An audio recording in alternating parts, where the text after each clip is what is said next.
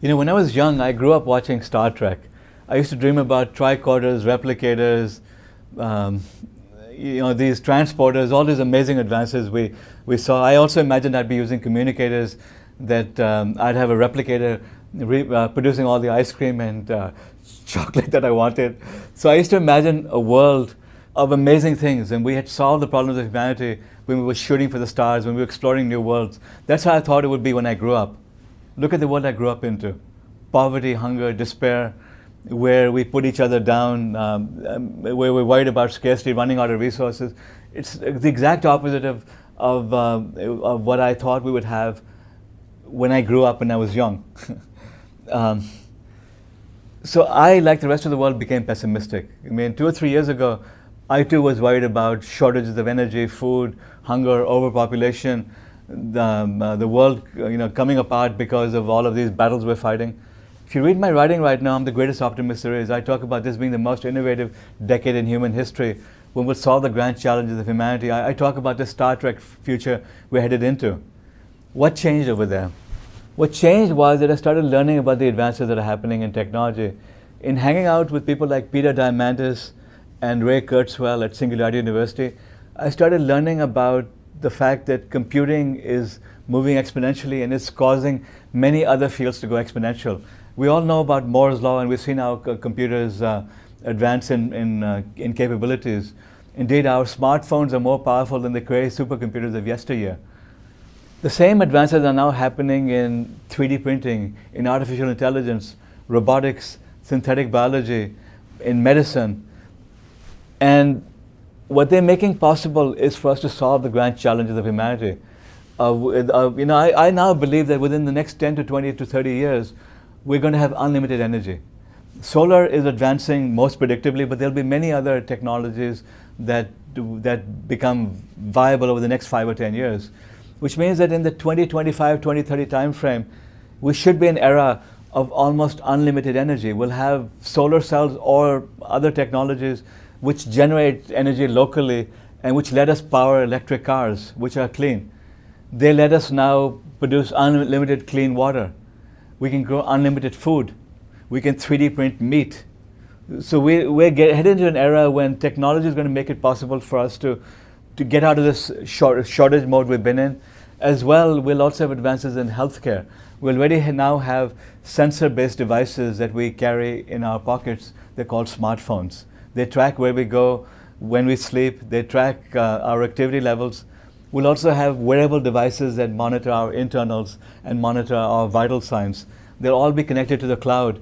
We'll have AI-based physicians which monitor us on a 24/7 basis and tell us when we're about to get sick. They'll advise us on how to eat better, how to live healthier lifestyles. So we'll be living longer, we'll be living healthier, we'll be having an abundance of the basics we need. We'll be able to 3D print buildings. This is the era we're headed into. And when I finish giving my talks, people start looking more closely at the things that are happening, reading up.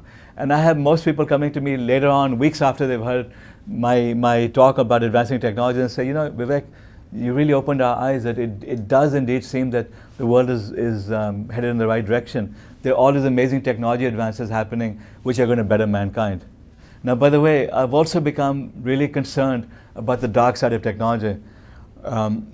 For a while, I was just thinking the world is going to be a wonderful place. It was all good, rah, rah, rah, rah, rah, rah.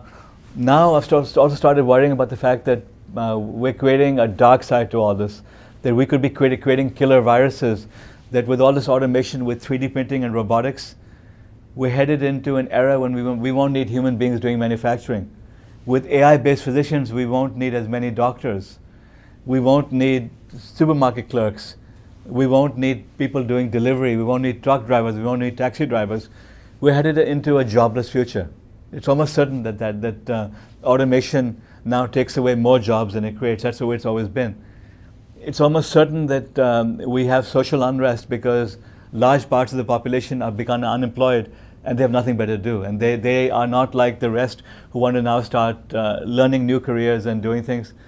It's almost certain that laws and ethics can't keep pace with advancing technologies. The fact is that we're already having these battles in the Supreme Court.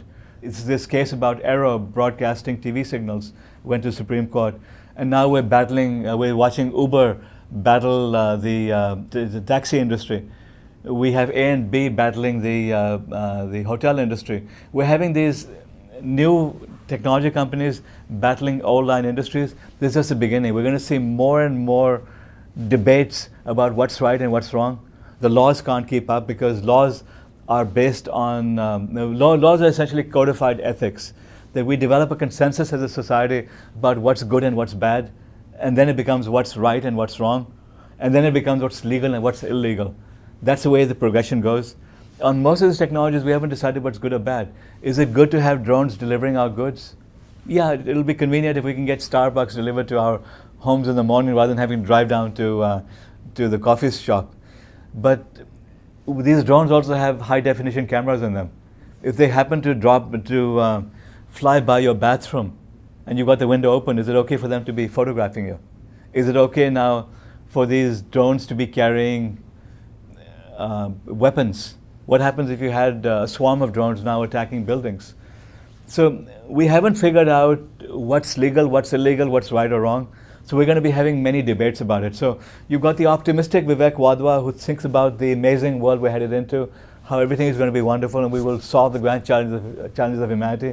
And then you've got this fellow at Stanford Law School who's researching the ethics and legal issues of advancing technologies. And this professor is really worried about the dark side of technology and the nightmares that are being created by the people who are taking these technologies and using them for bad. So it's a very interesting era we're headed into. The only thing that's certain is that change will happen. The only thing that's certain is that technologies will advance. The only thing that's certain is that we will have good and we will have bad. It's really up to us to decide what we do with it and how we deal with these advances.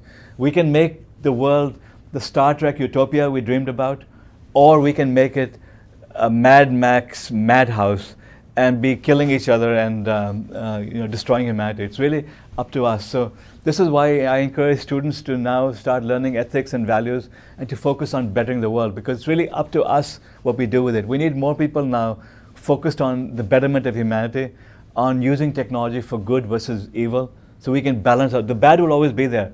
We just have to have more people doing good and uplifting humanity. If we do that, we can have this amazing, utopian world that we watched on Star Trek, where we fix the problems of humanity. We're now going to new lands, to new galaxies, exploring new worlds and uplifting humanity and the rest of the universe as a whole.